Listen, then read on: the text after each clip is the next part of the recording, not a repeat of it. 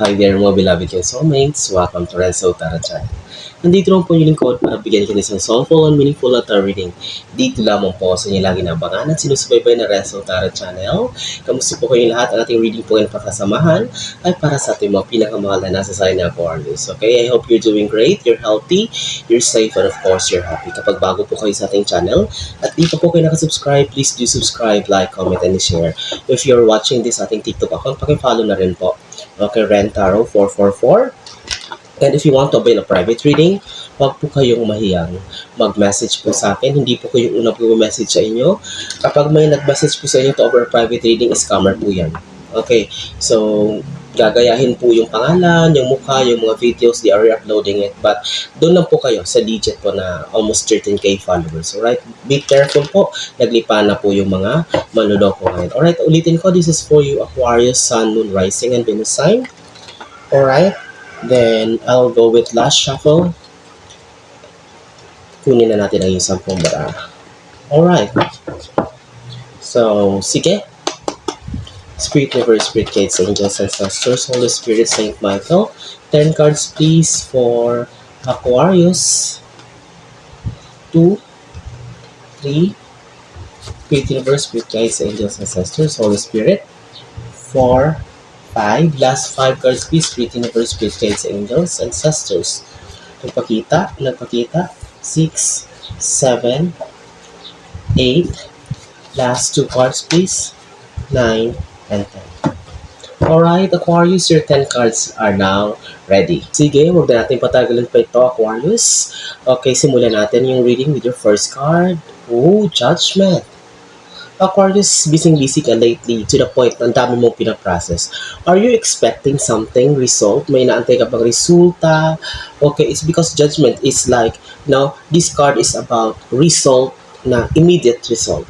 Kumbaga darating ito unexpectedly, mas maaga dun sa timeline or sa oras na in-expect mo dumating yung resulta. Alright, so visa processing, promotion, result of an exam, whatever na in-applyan mo lately. So with the Judgment card here, I have 9 cards here na nakataob, but I can feel a very strong energy that it will be very positive.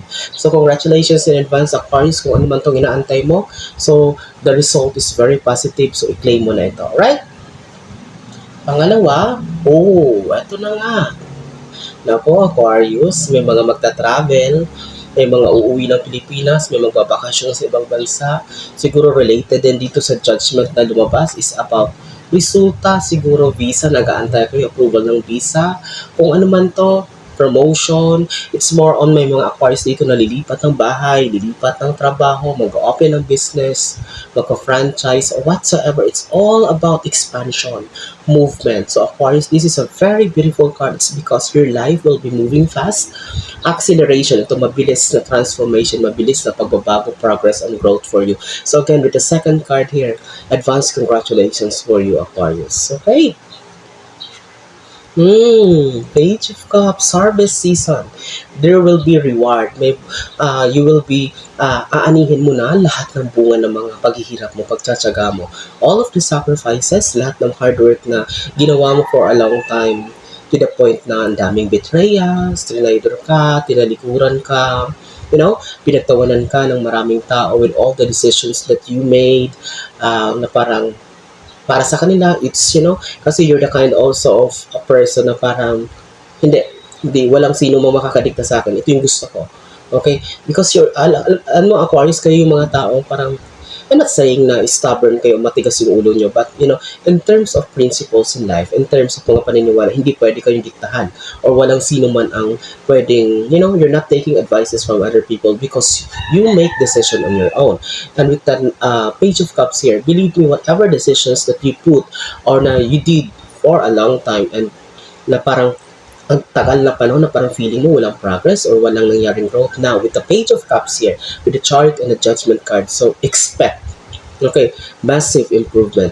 Okay, sabi ko nga, aanihin mo, harvest season to, there will be a harvest season for all the rewards. Lahat, kabayaran ito, payment, bonuses ito ng lahat ng paghihirap at sakripisyo na ginawa mo, Aquarius. Right?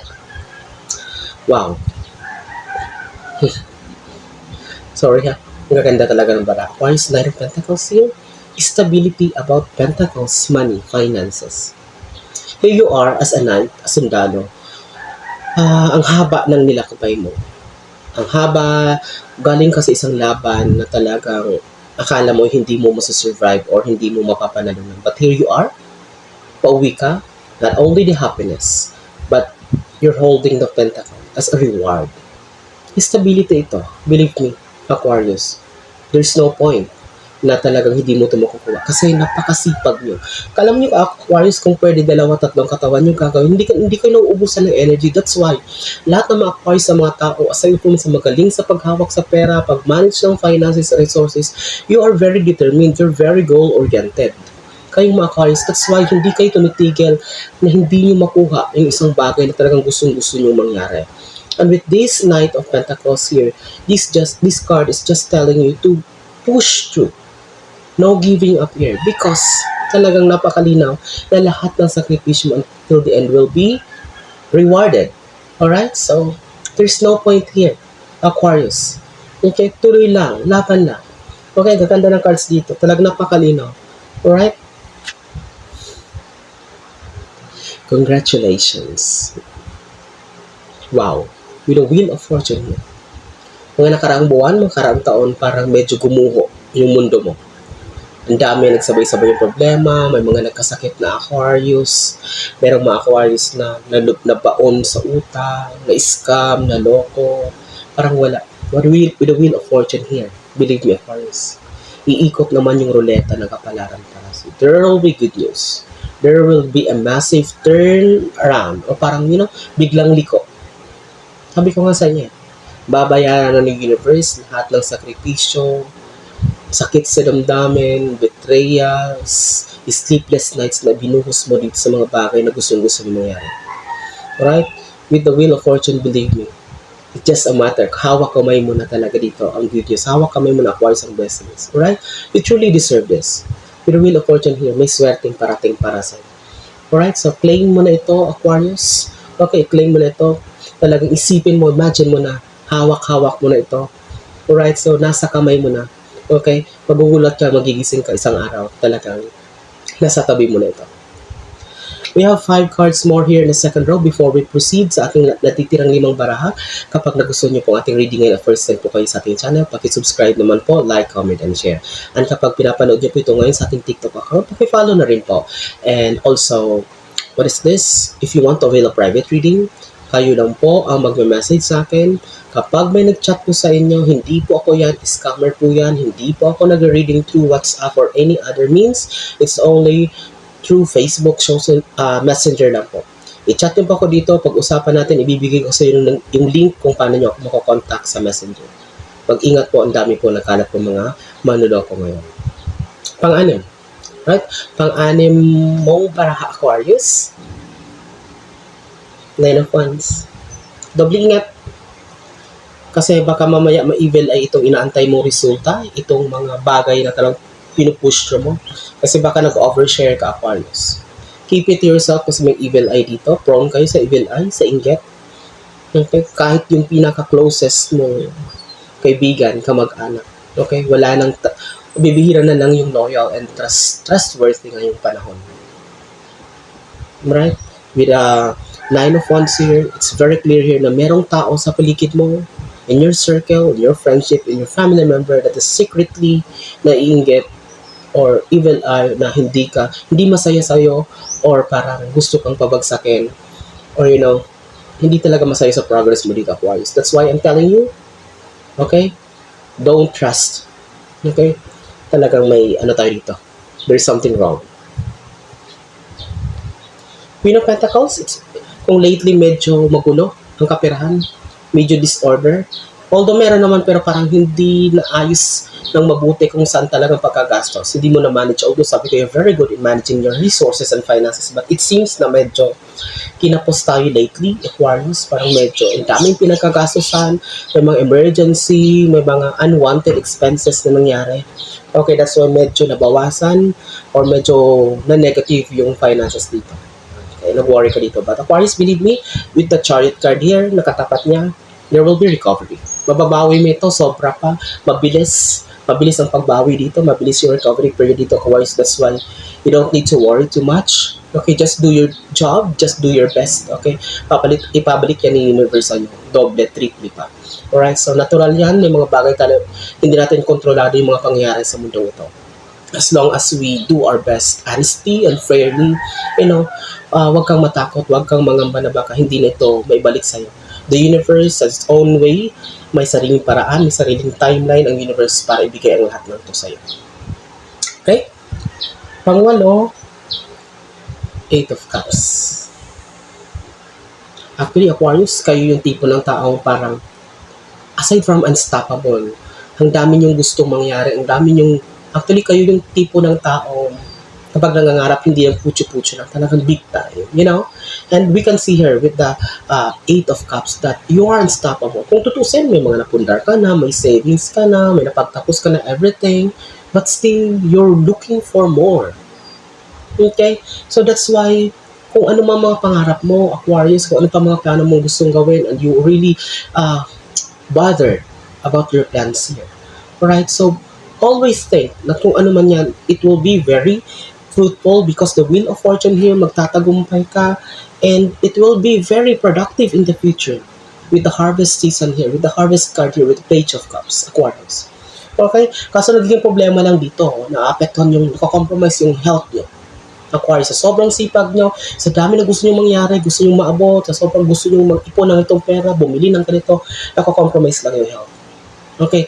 But believe me, in terms of productivity, there's no question. Talaga mabubungan lahat ng paghihirap mo dito, Aquarius. 9 card. Eight of Swords. I know there are may mga Aquarius pa na parang may natitira pa. I know hindi madali o mabilis ang pag-move on. Ang healing period sa buhay natin.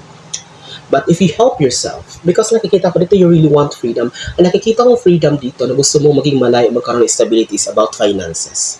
Isa ito sa nagpapakulong sa iyo o nakagapos ka sa isang sitwasyon, toxicity na may kinalaman sa finances. Because it seems na you're doing your best. Okay, may mga pumasok naman, may opportunities naman, but feeling mo wala kang nasisave, it's because parang sunod-sunod, parang napupunta ng lahat sa mga unwanted expenses, sa mga obligations mo, responsibilities mo sa family, o kung ano man. That's why you really want freedom. Gusto mo na makalaya sa ganitong sitwasyon. Alright, so Aquarius, lahat sa'yo nakaasa eh. Ikaw ang inaasahan, you're the breadwinner of the family, and pagod ka na, nakikita ko rin Aquarius. But believe me, I understand. I respect you. Siguro madali lang sabihin sa akin na kaya pa yan, although pagod ka na. But, for me, with the cards here, there's no point of giving up here. That is a blessing in this case. Isipin mo, pag natapos ang lahat ng yan ng responsibilities mo, yung balik. Doble, triple pa yung swerte dito. That's why you are blessed, Aquarius eh. Kaya mabilis yung attract mo ng positivities and blessings because bukal sa kalooban mo na tanggapin lahat ng responsibilities despite na drain ka na, despite na ubus ka na. But always remember, may reward ang lahat ng pagpapagal natin, lahat ng paghihirap natin. Lalong-lalo na kung inuuna natin yung welfare ng pamilya natin, mahal natin sa buhay. Believe me. Alright? So there's no point of giving up as of the moment, Aquarius. 10th and last card, tapusin natin ito napakagandang reading mo with the 8 of Wands. If you're expecting email, communication, mensahe, may parating na good news dito para sa'yo. Ang katapat na Wheel of Fortune. So talagang sabi ko sa'yo, just a matter of time, ilang araw na lang, ilang linggo na lang ito, parating na ang magandang balita. Good news is coming for you. Alright, maybe unexpected ito, but sabi ko nga, all of this will be happening because this will be the reward. Kabayaran ito ng lahat ng sakripisyo, pagpapagal mo, sleepless nights, after all the betrayals, mga pinagdaanan mo, lahat-lahat nakala mo nga hindi mo nakakayanin. But here you are still standing on your ground, showing to the people sa paligid mo na hindi nyo basta matitinag ang mga Aquarius. And I will still be doing my best, helping the people that truly deserve, okay, na talagang nangangailangan ng tulong ko. Hanggat kaya ko, tutulungan ka sila. But believe me, all of that will be rewarded in the end. With the Page of Cups, magbubunga ang lahat ng siksik at liglig at umaapaw na blessings. Aarangkada, mag-move forward ang buhay mo. whether you like it or not. Si universe ang mismo tutulak sa'yo sa sitwasyon na yan wherein, you know, abundance and prosperity is waiting for you at the end of August. Thank you so much. I'm wishing you all the best in life. I hope and I pray na maraming nasa sign ng Aquarius ang makapanood dito ngayon. Maraming salamat mga pinamahal soulmates sa inyong laging panonood, pagsubaybay, at laging pag-aabang. Hanggang sa susunod nating pagkikita, maraming salamat. Pag-iingat kayo lagi. God bless us all.